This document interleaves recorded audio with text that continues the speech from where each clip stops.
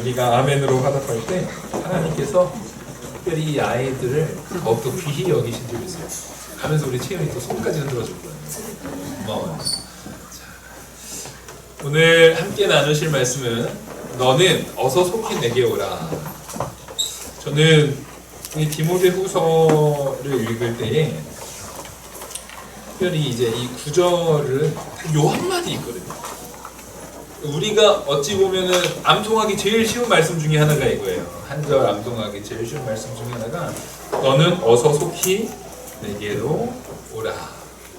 이게 지금 바울이 디모데한테 지금 마지막 지금부터는 다 문안 인사하고 이제 9절부터 오늘 본문은요 부탁하는 거예요.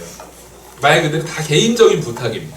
개인적인 부탁으로 얘기를 하는데 그 부탁의 시작에서 제일 먼저 한 것이 빨리 와라.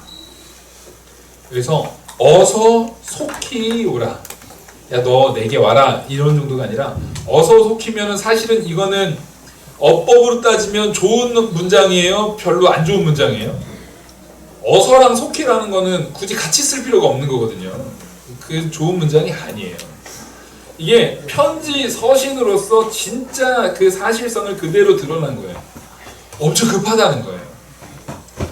여러 면에서 사도 바울은요, 이 부탁, 디모데에게 개인적인 부탁을 하면서 굉장히 디모데가 빨리 오기를 간절히 바란 겁니다. 왜 이렇게 사도 바울은 디모데가 빨리 오기를 간절히 바랬을까? 너는 어서 속히 내게 오라로 이 말을 시작했을까를 돌이켜보면 우리는 결과론적으로 알지만 사도 바울은 직감했던 겁니다. 언제가요? 지금이 사도 바울이 죽기 직전이에요. 이 서신서를 마지막으로 사도 바울이 사실상 죽습니다.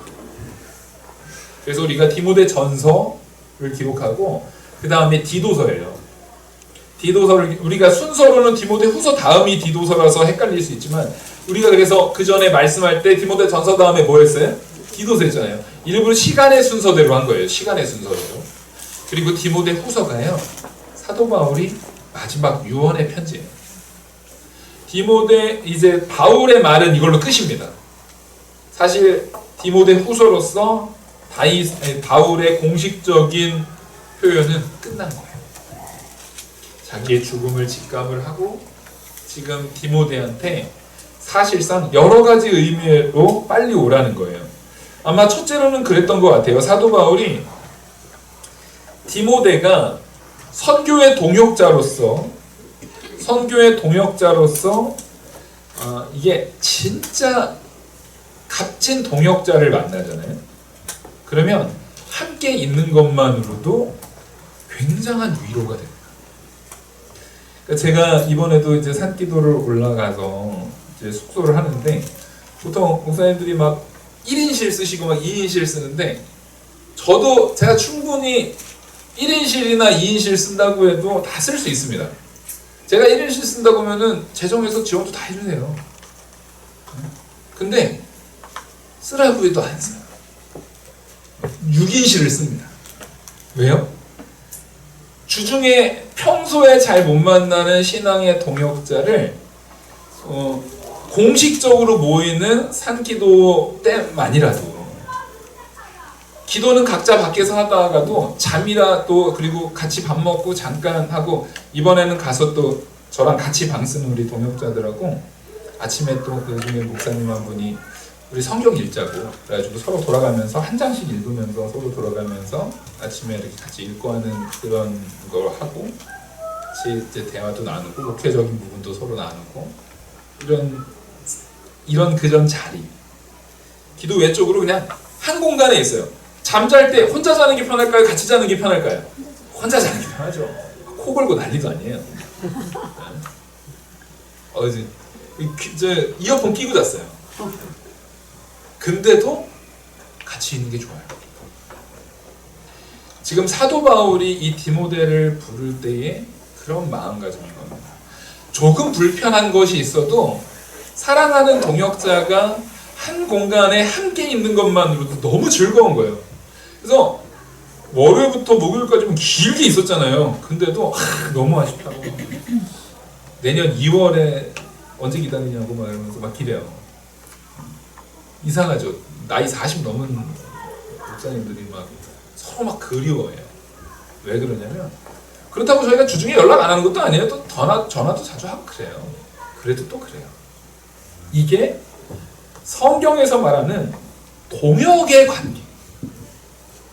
정말 하나님의 일을 위해서 함께 나아가는, 말 그대로 저는 그 사투리 중에 되게 좋아하는 말이 있거든요. 우리가 남이가 이거를 그 가끔 정치인들이 악하게 사용해서 그러지, 그거를 이상한 비리 저지를 때 사용해서 그런 거지, 사실은 성도 안에서는 이거 되게 좋은 말이에요. 우리가 남이가, 이게 얼마나 좋은 말, 저는 그 사투리를 잘 못 쓰니까 어설프지만 얼마나 좋은 말이에요. 우리는 남이 아니죠. 하나님 앞에, 하나님 은혜 안에 한 형제죠. 그래서 사도 바울은 디모데를 너무 보고 싶어요. 빨리 왔으면 좋겠다. 빨리 왔으면 좋겠다. 그리고 이거 이렇게 복도 왔다 갔다 하다가 또 이렇게 목사님들이 반갑게 맞아주시는 아주 대선배 목사님들이 계세요. 이번에 지난 사경회 때 사경에 인도해 주셨던 고성남 목사님도 아주 반갑게 맞이해 주시면서 그 악수를 이렇게 하시면서 사역 승리하고 잘하고 이렇게 전해주시고, 또 이렇게 지나가다가 제가 개척교회 때부터 많은 도움을 주셨던 게 이청수 목사님이셨거든요. 이번에 선교 갔다 오셨는지 복도에서 만나시니까 과자 하나 이렇게 주시더라고요. 근데 그게 그래서 솔직히 그냥 지나가다가 인사하는 건데도 잠깐 기다려요. 굳이 그거를 또 이렇게 챙기셔서 이렇게 주시는 게 얼마나 감사해요. 교단의 목사님들 많아도 다 그렇게 챙겨주시는 건 아니에요. 그 몇 분이 이렇게 계세요. 근데 그게 제 입장에서는 굉장히 그 뭐랄까 기쁜 게 뭐냐면, 그 어른들이 사실 저는 아주 어렸을 때부터 그 유치원 때부터 교단에 있었으니까, 제가 유치원 때부터 교단의 큰 어른 목사님이셨잖아요. 그러니까 항상 이렇게 보시던 분이, 제가 이제 목회를 하고 목회 생활을 하고 있는 요 시점에서 저에 대해서 목회에 대한 기대를 가지시고 동역자로 이렇게 봐주시고 하나님의 일에 헌신하라는 말을 딱 건네주실 때 참 큰 그 따뜻함을 느껴요. 그러니까 사도 바울이 아들과 같은 디모데에게 말하는 내용이지만, 야, 너 빨리 내게 와라 라는 것이 그런 얼마나 큰 사랑을 담고 있는지에 대한 부분을 우리가 꼭 기억하셔야 돼요. 그래서 빨리 오기를 바라면서 무슨 얘기를 하냐면, 사사로운 얘기들이지만 디모데에 대해서 뭘 지금 말해주고 싶은 거냐면, 조심해야 될 것과 온전히 세워야 될 것에 대한 부분, 그것들을 하나하나 짚어주는 거예요. 그래서 이제 대마에 대한 이야기를 해요. 사도 바울이 이제 이야기를 할 때 부탁도 있고 디모데에게 하는 그 선교에 동참하는 같은 사역 안에서의 내용도 있지만, 10절에 대마는 이 세상을 사랑하여 나를 버리고 데살로니가로 갔고, 그레스게는 갈릴리아로, 디도는 달마디아로 갔고, 지금 누가만 나와 함께 있느니라 라고 말하는 거예요. 지금 그러니까 자신이 외로움에 처해 있고 어려운 가운데 처해 있다라는 것을 말하는 거예요. 정말 사랑하는 동역자잖아요. 그러면은요, 어려움이 토로가 됩니다. 나눌 수 있어요. 대적에게 나의 어려움, 나의 약함을 드러내면 그게 약점이 되지만, 동역자에게 나의 어려움이라든가 괴로움을 나누면은 그것은 함께 기도하는, 그것을 함께 해결하는 놀라운 에너지가 거기서 나오게 되는 거예요. 저는 그래서 이 말씀 속에서 우리 성도님들이, 특별히 우리 영화교회는 우리 모두가요, 서로가 서로에게 동역자로서 이 어려운 부분이 약점으로 작용하는 것이 아니라 그것을 같이 이겨나가는 힘으로 작용되는 동역자 되시기를 간절히 소망합니다. 아멘? 여러분 나중에 천국 가서 잘 안 보실 거예요? 네? 천국 가서 우리 영화교회 천왕성 관광 해가지고, 우리 이제 천국 가면은 관광도 저기 뭐 어디요, 무슨 동네 이런 거 안 가죠. 천왕성 정도 가야지. 아니면 안드로메다 이런 데 정도. 영의 부활체를 가지고 같이 하나님의 여전히 있을 피조 세계, 여전히 있을 영광스러운 세계를 우리 눈으로 목도하면서 볼 거거든요. 저는 아마 예수님 재림하신다고 해서 이 은하계가 이 우주의 모든 피조물들이 싹 사라지지 않는다라고 믿어요. 한번 가서 보고 싶어요. 볼 때 혼자 안 가고 집사람하고 둘이만 데이트하는 건 좀 그런 거고 우리 같이 이렇게 봤으면 좋겠어요. 그게 동역의 관계거든요. 함께 있을 때 좋은 거, 함께 있을 때 귀한 거, 함께 있을 때 즐거운 거. 근데 이 사도 바울이 바울 곁에서 떠난 사람들을 언급할 때 첫 번째 언급을 데마를 해요. 이 데마라는 사람이 이 세상을 사랑하여 나를 버리고 데살로니가로 갔다라고 말합니다. 부정적인 이야기죠. 바울과 함께 사역하던 사람이었습니다. 그래서 빌레몬서하고 골로새서의 데마라는 이름이 신약에서 총 3번 등장을 해요. 등장하는 인물인데 여기서는 버렸다라는 말은 바울 곁을 단지 떠났다는 뜻이 아니라 완전히 배반했다라는 것을 정확하게 뚜렷하게 표현하고 있는 겁니다. 근데 떠난 이유가 뭐예요? 버린 이유가 뭐예요? 세상을 사랑했다. 여러분, 그래서요, 우리의 사랑이라는 것은요, 하나님 사랑, 이웃 사랑이어야 합니다. 그 외에 나머지 거는 사랑하는 게 아니에요. 자꾸만 제가 그런 얘기를 하잖아요. 목사님, 그래도 자기는 사랑해야죠. 요즘에 이 심리학자가 저는 심리학을 존중합니다. 철학에 대한 부분도 굉장히 존중해요. 좋은 학문으로 봐요. 그런데 적어도 자기를 사랑해야만 남을 사랑할 수 있다는 말은 성경과 맞지 않아요.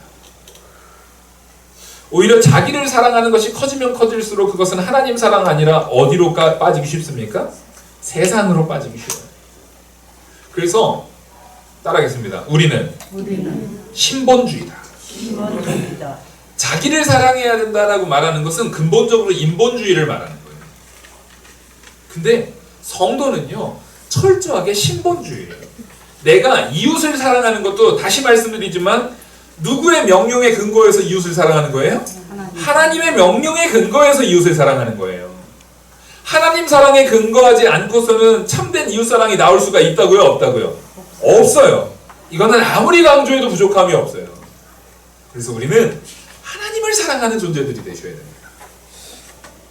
세상을 사랑했다라는 것은 세상이 제공하는 나의 편의, 세상에서 제공되는 편의를, 그러니까 그 세상을 사랑하는 것은 누가 편하고자 세상을 사랑하는 거예요? 자기가 편하고자, 자기가 쉬워지기 위해서 세상을 사랑하는 거예요. 그래서 이 대마에 대해서, 대마는 아마도 이제 같이 사역을 하다 보면은 감이 있잖아요. 같이 사역하다 보면은 지금 바울이 1차 투옥 때만 해도 가택연금 정도였고, 왕래가 수월했고, 자유로움이 있었어요. 그 집에서만 떠나지만 않으면 돼요. 그러니까 옛날에 우리 귀양살이 같은 걸 이렇게 보시면 돼요. 근데 여기에서만 해도 당장 죽거나 큰 박해가 있을 만한 상황이 아닌데, 지금 사도 바울이 2차 투옥, 로마에서의 2차 투옥 시기거든요. 이때가 되니까 이때는 뭐가 바뀌었어요? 나라 분위기가 바뀌었어요. 로마라는 나라의 정치적인 분위기가 바뀌었고 이 기독교인들을 향한 박해의 정도가 바뀌어버렸어요. 이거는 정말 큰일 날 상황인 거예요. 그러니까 거기에서 누구를 사랑하니까요? 대마가 자기를 사랑하니까, 야, 여기 있다가는 바울이랑 계속 같이 있다가는 진짜 나 죽겠구나. 이게 세상을 사랑하는 거예요. 세상을 사랑한다는 게 세상을 우리가 뭘 어떻게 사랑해요? 세상이 난 너무 좋아. 이게 세상이 제공하는 기쁨이 좋은 거예요. 누구에 대한 기쁨? 나 자신이 누리는 기쁨이 좋은 거예요. 그러니까 이것은 뭐와 같냐면 내가 하나님을 섬기다가 당하는 고난은 싫은 거예요. 여러분, 하지만 성도는 마땅히 우리 주 예수 그리스도를 위해서 고난받을 준비가 되어 있으셔야 합니다. 그게 성도예요. 대마는 그거를 갖지 못한 겁니다. 그래서 대마가 이제 데살로니가로 떠났다라고 합니다. 그래서 이제 그 떠난 곳이 데살로니가 같은 그 곳에 교회가 있었고, 아마 거기에서 빌레몬서에서 보면은요, 그런 데살로니가 사람인 아리스도와 함께 언급돼요. 빌레몬서 24절에 나와요. 언급되는 거 보니까 가장 자기가 뭐한 곳으로 돌아간 거예요? 자기 이제 홈그라운드, 내가 제일 편안하게 살 수 있고 내가 누릴 수 있는 것이 가장 많은 곳으로 돌아가는 거예요. 결국에는 세상을 사랑했다는 얘기는 누구를 사랑했다는 겁니까? 자기를 사랑했다는 말입니다. 제가 오늘 요 대마를 이렇게 길게 말하는 건 뭐냐면, 여러분, 우리 자기 사랑을 버리셔야 돼요. 하나님 사랑과 이웃 사랑을 실천하셔야 됩니다. 하나님 사랑으로 모든 것이 완성되어져야 돼요. 내가 뭘 하든 하나님을 사랑하는 마음가짐으로 하셔야 돼요. 열심도 하나님 사랑하는 마음가짐 안에서 순종의 열심이 나오셔야 돼요. 자기 의를 위해서 하는 것, 자기 의를 위해서 열심을 내낼 수 있어요. 그것도 결국 누구 사랑으로 되는 겁니까? 자기 사랑, 그 자기 명예 욕심이 되는 거예요. 그거는 잘못된 열심입니다. 그래서 우리는 무엇을 하든지 하나님 사랑하는 사랑 가운데에서 행해야 된다는 것입니다. 또한 이 두 번째 인물로 이제 그레스게가 있어요. 그레스게는 바울을 떠난 것이 대마와 다른 이유에서였던 것입니다. 아마도 그는 선교 사역을 위해서 갈라디아 지역으로 여행을 떠나 보낸 것 같아요. 그러니까 지금 대마와는 구분되는 겁니다. 바울을 떠나는 일, 그 일에 있어서 또 자기 사랑을 위해서 떠난 자들은 세상을 사랑하면서 떠났지만, 자, 우리는요, 사역을 위해서 떠나야 될 때가 있는 거예요, 없는 거예요? 있는 거예요. 사역을 위해서 떠나야 될 때가 있어요. 지금 생각해보면 제가 신앙생활할 때 제일 행복했던 순간은 언제였냐면요, 제가 초등학교 때였어요. 초등학교 한 3, 4학년 때가 제 인생이 제일 행복했던 것 같아요. 왜냐면 그때는 그냥 그 신앙생활 교회에 있는 게 너무 좋았어요. 그때 당시에 딱 구성원들을 생각해보면 저 주일학교 때 제가 유치원 때 저를 가르쳐주셨던 분이 조성은 목사님, 초등학교 저학년 때 저를 가르쳐주셨던 이제 반사님이 이기환 목사님, 또 초등학교 고학년 때 저를 가르쳐주셨던 목사님이 저 매형 되신 박경현 목사님, 제가 중고등부 때까지 박경현 목사님이 제가 중학교 저학년 때까지 가르쳐 주셨던 거예요. 그리고 중학교 고등학교 때는 이재영 목사님, 그리고도 그 안에서 지금 생각해보면 그때 당시에 다 이제 반사님이라고 부르고 집사님이라고 불렀던 분들 중에 거의 저를 포함해서 거의 한 10명 가까이가 목회자로 다 떠났어요. 자, 그럼 이거는 교회가 잘못된 겁니까? 그렇게 말할 수는 없잖아요. 만약에 그냥 우리가 흔히 그렇게만 보면, 실정론으로만 보면, 그분들이 다 저까지 포함해가지고 다 가정 이루고 그 자리에서 그 열심, 신앙에 열심히 있으셨던 분이니까 목회를 했을 거 아니에요. 그분들이 그 자리에 다 남아가지고 가정 꾸리고 그렇게 해서 했으면 거의 10가정이 있는 거예요. 그럼 아마 그 안산북부교회는 지금 100명이 넘겠죠, 당연히.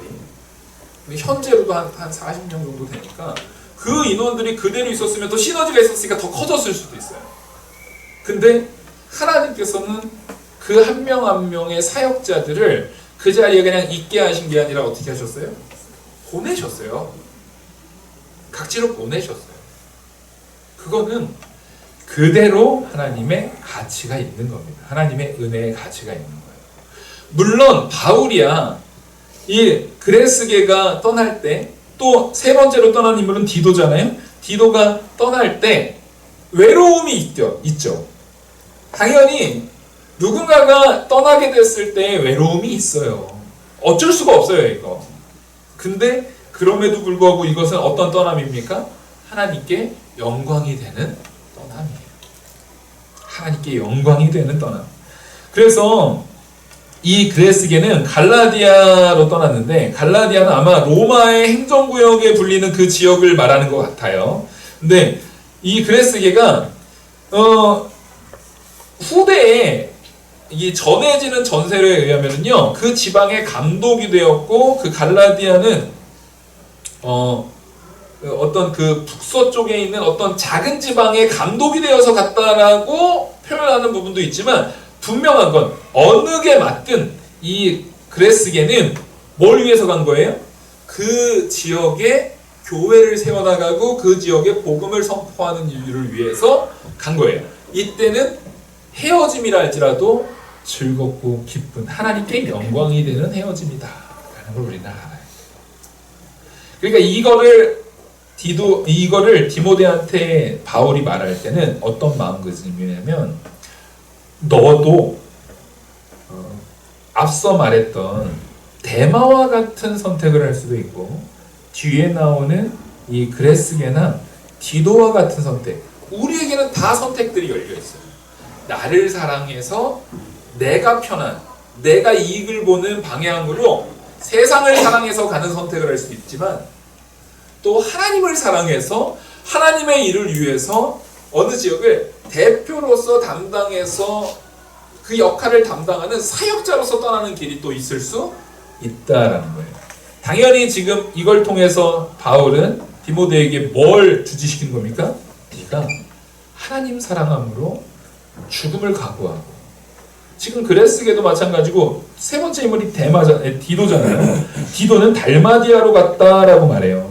그 디도가 달마디아로 간 것도 결국 바울과 이 달마디아로 갔고, 그곳에서 바울과 합리하기 위해서 니고볼리로 간 것이 디도서 3장 12절, 그리고 바울이 이 지역에 사역했기 때문에 그 정보에 대한 부분을 철저하게 잘 알고 디도를 거기에 사역자로서 보내고 그 소식을 또 전해 듣는 일, 그 사역을 위해서 아들과 같이 생각하는 디도를 보냈단 말이에요.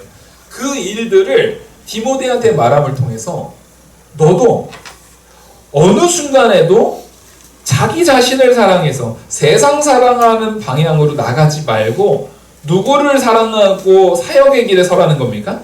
하나님 사랑하고 사역의 길에 서라는 거예요. 여러분, 우리는요, 신앙생활을 하면 할수록 여러분 마음이 죄에 의해서는 가벼워지지만 사명에 의해서는 가벼워지셔서는 안 돼요.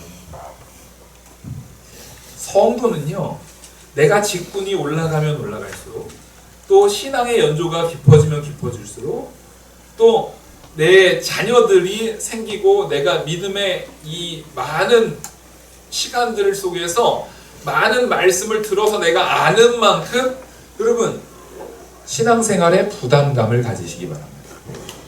너무 부담 없이 신앙생활하는 것이 문제예요. 그래, 내가 예배에 어제보다는 오늘을 더 거룩하게 보내야지. 내가 신앙생활을 해나가는 것도 더 신실하게 말씀 지켜나가는 일에 있어서, 나를 쳐서 복종시키는 일에 있어서, 내 믿음을 자라나게 하는 일에 있어서 더 힘을 쓰고 애를 써야지라는 마음가짐을 항상 가지셔야 되는 거예요. 우리의 구원, 천국에 가는 구원은 이미 완성됐습니다. 예수 그리스도의 십자가의 보혈로. 그래서 우리는 천국 백성이 된 줄 믿으시기 바랍니다. 그러면 천국 백성에 합당하게 사셔야 돼요? 안 사셔야 돼요? 살아야죠. 우리는 이미 천국 백성이에요. 누구도 못 뺏어요. 예수 그리스도에게로부터 우리를 뺏을 자가 없어요. 그러면 그에 합당하게 그 가치에 맞게 사셔야 돼요. 그게 바로 구원을 이루어 나가는 거예요. 그게 성화를 실천해 나가는 거예요. 그렇게 우리가 이 땅에서 살 때 하나님께서 우리 주 예수 그리스도의 십자가의 보혈의 그 믿음 안에서 우리를 영화시켜 주실 줄 믿고 그렇게 나가야 된다는 것입니다. 바울은 이 동역자들을 떠났기 때문에 그 곁에 남은 사람이 이제는 누가뿐이라는 거예요. 11절에 누가만 남았다. 그래서 내가 올 때에 마가를 데리고 오라. 그가 나의 일에 유익하니라.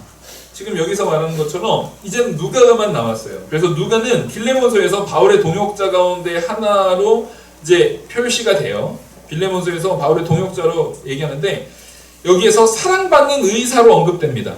사실상 누가가 바울과 함께 있었던 건 바울이 정말 모든 사도 가운데 가장 고생한 사도예요. 그래서 요즘 스타일로 별명을 지어주자면 걸어다니는 종합병원이에요. 안 아픈 데가 하나도 없어요.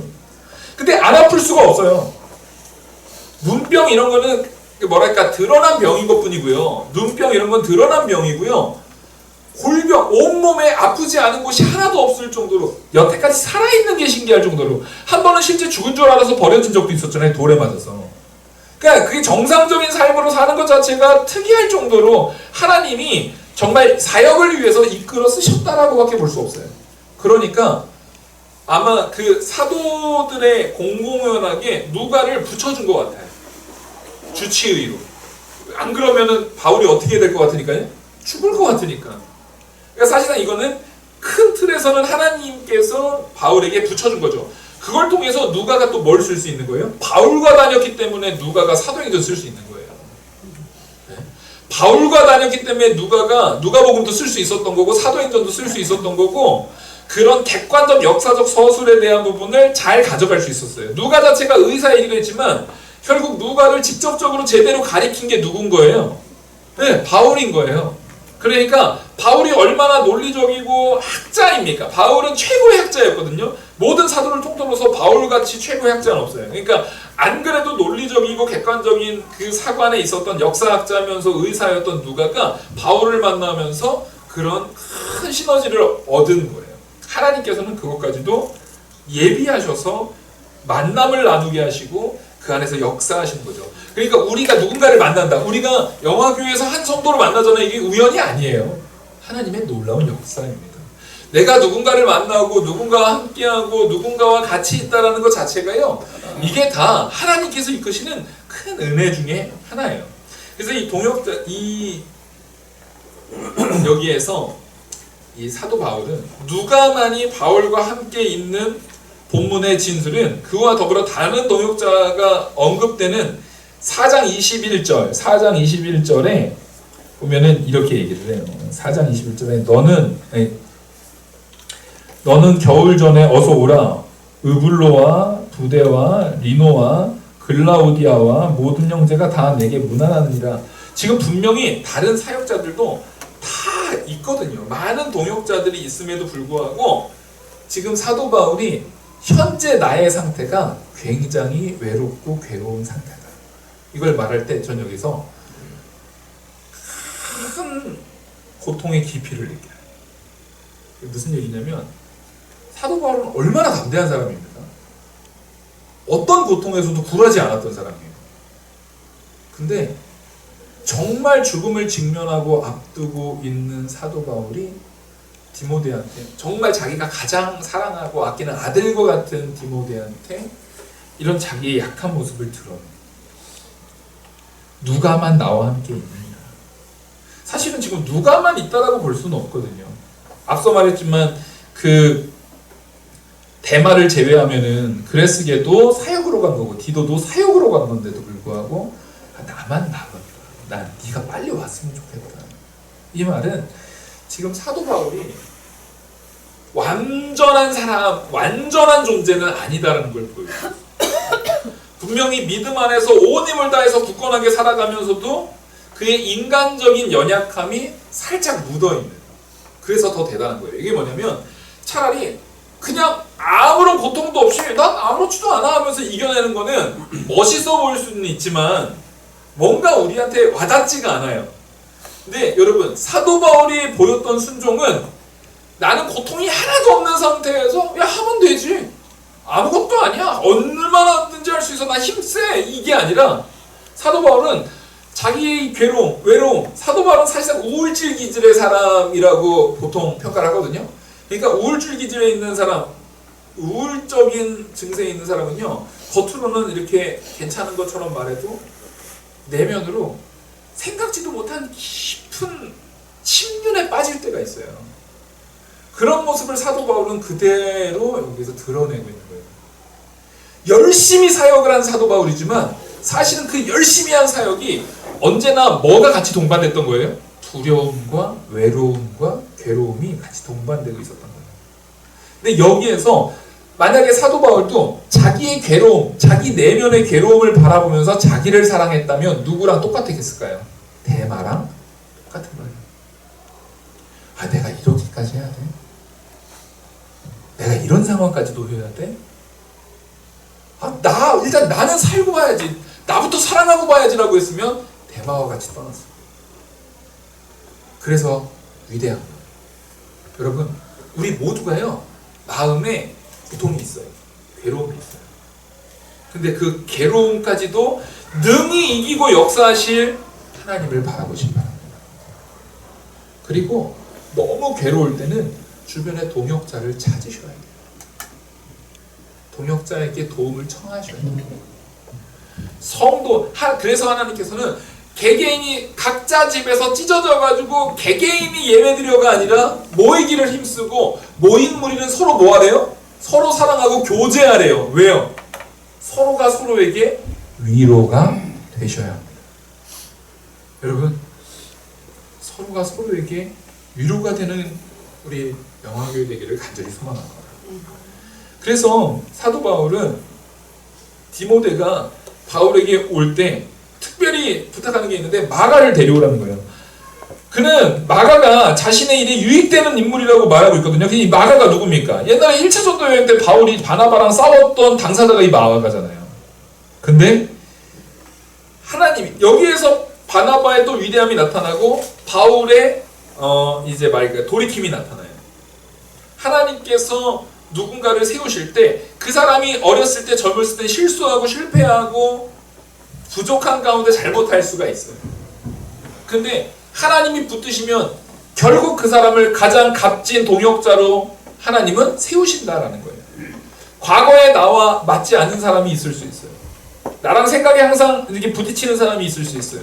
근데 우리는 그 순간에 뭘 바라야 되냐면, 따라하겠습니다. 하나님이 나도 변화시키고 저희도 변화시키기를. 저희도 변화시킨다. 자기도 변화시키고 그 사람도 변화시키고. 하나님의 역사는 거기에 있어요. 지금 여기에서요, 마가만 변화됐어도 바울의 마음이 하나도 변화되지 않았으면 바울이 마가 불렀을까요? 안 불렀을까요? 안 불러요. 바울은 용납할 마음이 생겼어도 마가가 1차 전도여행 때처럼 여전히 그렇게 그냥 논팽이처럼 그래요. 그러면 받아들일 수 없어요. 관계가 회복되는 데는 한 사람만 변화된다고 되지 않아요. 관계 회복은 반드시 뭐에 변화해야 됩니까? 양쪽에 모두에 변화해야 돼요. 관계 회복이라는 것은 양쪽 모두에 변화해야 돼요. 우리가 서로 회복되기 위해서는요, 참된 하나님 사랑과 이웃 사랑이 회복되기 위해서는 누가 먼저 바뀌어야 돼요? 내 기준에서는 내가 먼저 바뀌어야 돼요. 그리고 하나님께서 우리 모두를 바꾸실 줄을 믿으셔야 돼요. 지금 당장 안 바뀌었어도 하나님께서 바꿔나가실 것을 믿고 미래의 가시를 미리 땡겨 오셔야 돼요. 상대방이 지금 이런 거예요. 제가 정말 우리 아들을 예를 들어서 바라볼 때, 저 아들이 나중에 돈을 잘 벌어가지고 나를 잘 봉양하겠지? 이것만 기대하고 지금을 바라보면은 소망이 있어요? 실망이에요? 실망스럽죠. 이거 뭐 하는 거야?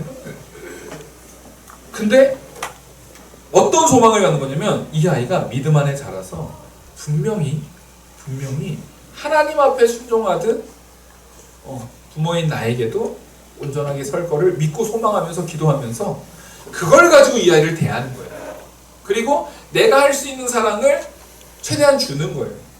이 아이가 나중에 나한테 얼마나 큰 가치를 줄지에 대한 부분은 뒷전인 거예요. 하지만 이 아이를 이끄실 하나님을 소망을 두고 이 아이에게 기대를 갖는 거예요. 여러분, 어떤 사람이, 나와 원수된 사람이 변화가 전혀 안 되는 것처럼 보일 수 있어요. 그럼에도 불구하고 그 사람의 변화를 소망하며 대하시기 바랍니다. 이미 변화된 사람인 것처럼 그 사람을 대하시길 바랍니다. 이거 이상하죠? 어떻게 변화된 사람인 것처럼 대해요? 누가 그렇게 하셨듯이요? 예수님이 나에게 그렇게 하셨듯이요. 예수님께서 우리를 의인 대하듯 대하셨듯이요. 죄인인 나를 예수님께서 먼저 사랑하셔서 용납해 주셨듯이 우리도 그렇게 행하셔야 됩니다. 이 마가를 다시금 유익한 존재로서 받아들인 일은 굉장히 중요한 의미가 있습니다. 그리고 두기고는 에베소로 보내었노니, 아마 이 두기고가 에베소와 골로새서를 가지고 갔던 인물인 게 분명합니다. 그러니까 편지 가지고 간 거예요. 에베소서와 골로새서를 가지고 이 두기고한테 두 편지에서 바울은 두기고를 사랑을 받을 만한 형제요, 주 안에서 진실한 일꾼 또는 주 안에서 함께 종이 된 자로 에베소서 6장 21절하고 골로새서 4장 7절에서 말하고 있거든요. 그래서 그에게 편지를 써서 보낸 겁니다. 그래서 그는 디모데와 마찬가지로 아시아 사람이고 구제 연금을 갖고 예루살렘으로 갈 때 바울과 함께 동행했던 인물이에요. 그러니까 사도행전 20장에 나오는 인물이거든요, 이 두기고가. 그러니까 이 사람이 핵심 인물이에요. 돈 아무한테나 맡길 수 있어요, 없어요? 없어요. 그리고 자신도 이거 되게 불안해요, 안 불안해요? 엄청 불안해요. 그러니까 이게 굉장히 중요한 인물로서 두기고를 언급하고 있어요.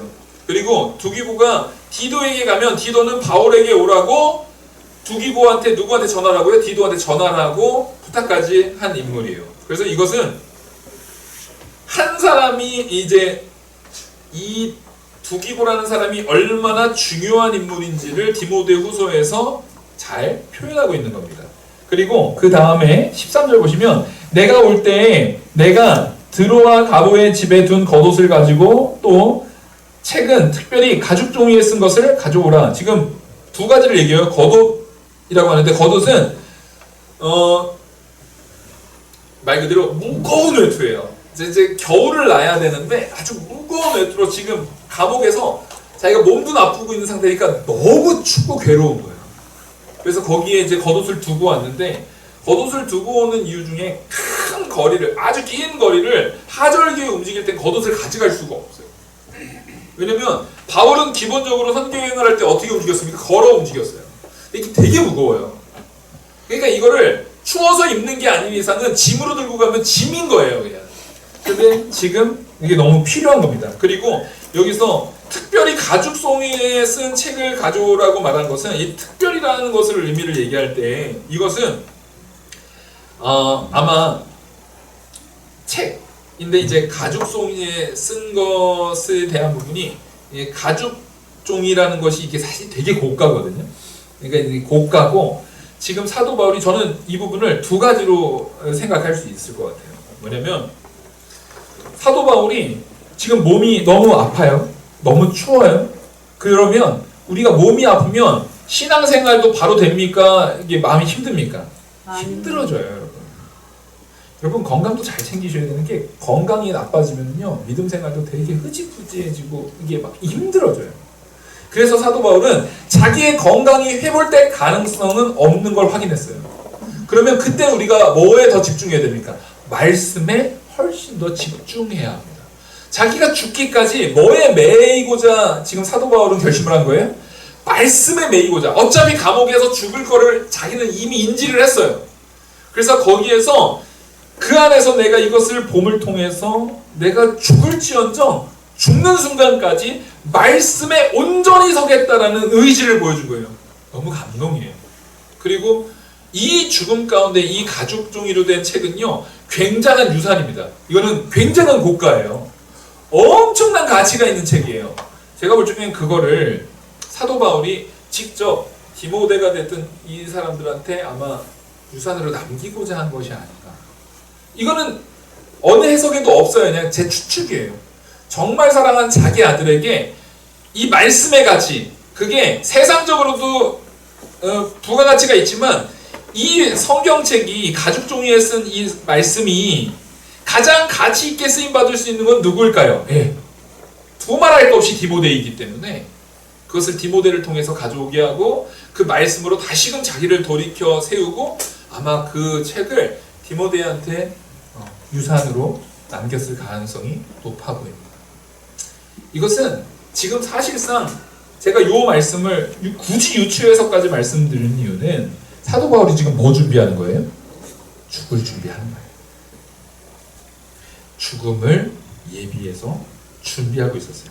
준비하면서 뭘 얘기하냐면 구리세공업자 알렉산더가 내게 해를 많이 입혔음에 주께서 그 행한 대로 그에게 갚으시리니 너도 그를 주의하라. 그가 우리 말을 심히 대적하였느니라.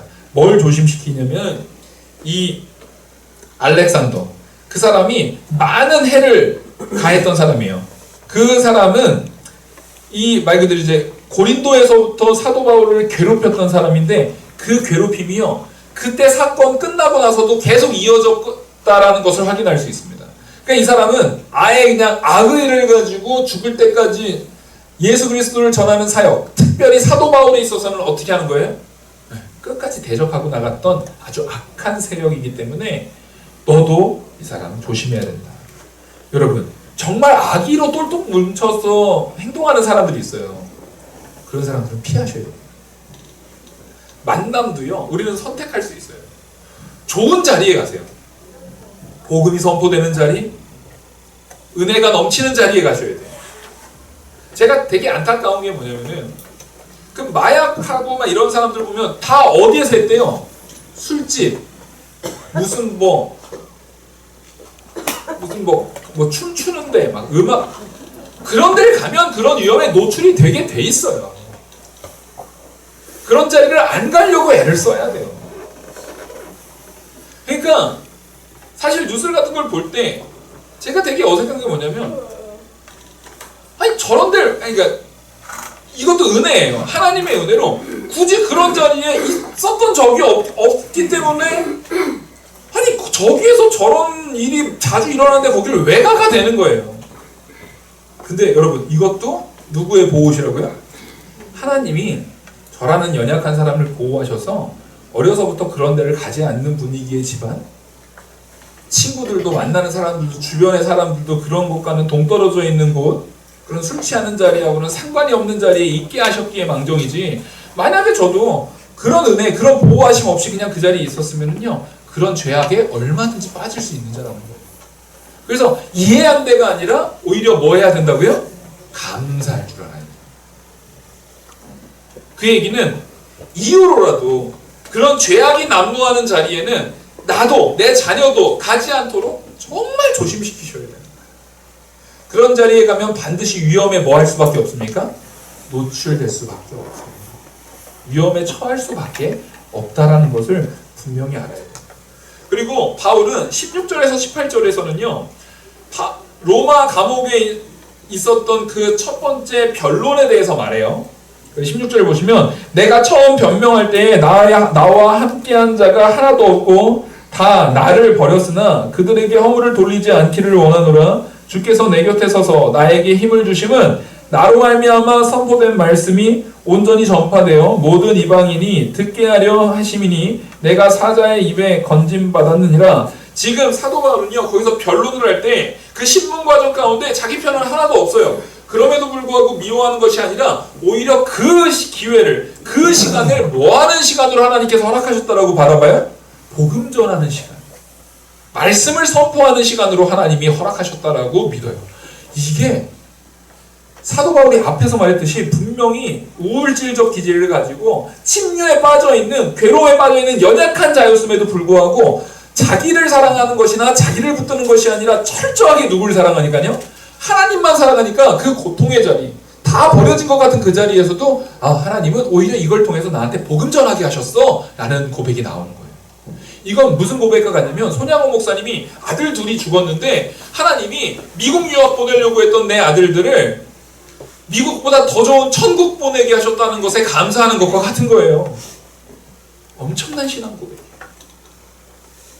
욥이 자기 재산이 다 날아가고 자녀들이 다 죽었음에도 불구하고 하나님께서 내게 주신 것도 하나님이요 거두시는 이도 하나님이다라는 고백과 같은 거예요. 그러니까 이런 고백이 누구도 나올 수 있는 거예요. 여러분, 우리도 나올 수 있는 거예요. 이게 아예 불가능한 고백이 아니에요. 욥이 그냥 슈퍼맨이 아니에요. 오직 누구를 바라보면 됩니까? 하나님만 붙으십니다. 하나님만 붙들면 나올 수 있는 고백인 줄 믿으시기 바랍니다. 그리고 결국 돌이켜보면요, 아까 말했던 이제 18절부터 보시면 17절부터 보겠습니다.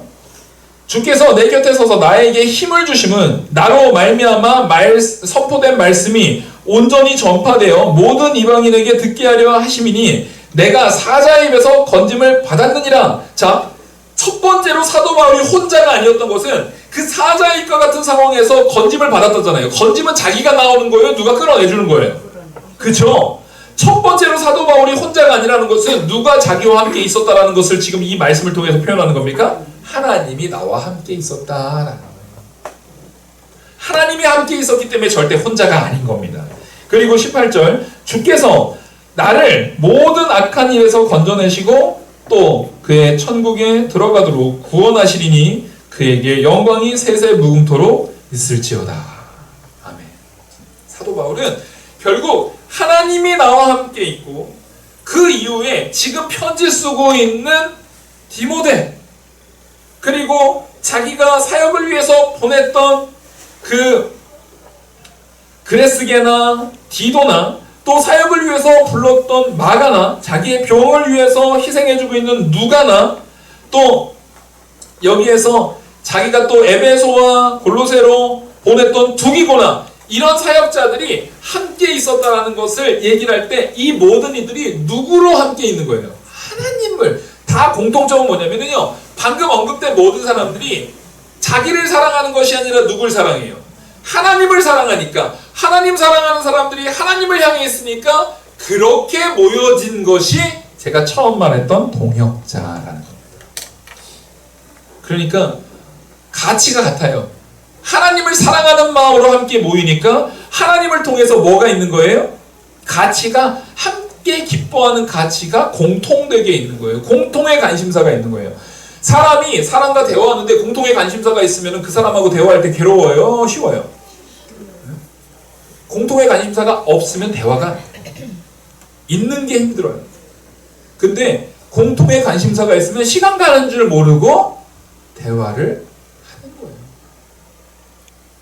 저는 우리 모든 성도님들이 하나님 사랑이라는 공통의 관심사로 대화에 온전한 물꼬를 트고 교회에서는 세상 얘기가 아니라 주님 얘기, 하나님 얘기, 하나님 사랑하는 얘기, 말씀 순종하는 얘기, 말씀으로 하나 되는 얘기로 꽃피우는 우리 영화교회 되기를 간절히 소망합니다. 기도하시겠습니다. 은혜와 사랑이 많으신 하나님 아버지, 이 말씀이 우리 안에 살아 숨쉬게 하시고 사도 바울과 같이 침륜에 빠진다 할지라도 오직 하나님 사랑하는 마음으로 모든 것을 능히 이겨나가는 귀한 믿음의 자녀로 설 수 있도록 우리를 주장하여 주시옵소서. 이 모든 말씀 살아계시는 우리 주 예수 그리스도의 이름으로 기도 올리옵나이다. 아멘. 찬송가 218장 찬송가하시겠습니다.